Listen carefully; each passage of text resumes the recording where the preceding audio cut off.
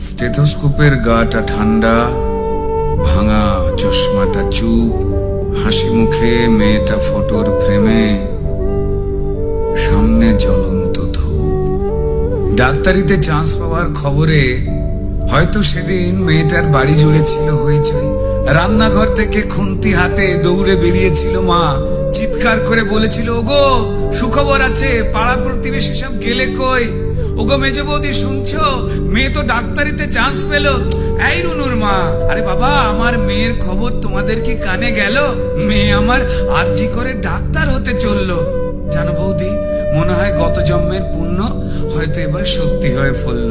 আত্মীয় স্বজন হেসে উত্তর দিয়েছিল, ব্যাস আর চিন্তা কি বৌদি, তোমার মেয়ে তো আমাদেরও মেয়ে। অসুখ বিসুখ মানে এবার এ বাড়িতেই ডাক্তার। মা বলেছিল, আরে কি যে সব বলো বৌদি, এসব না তোমাদের বাড়াবাড়ির আবদার।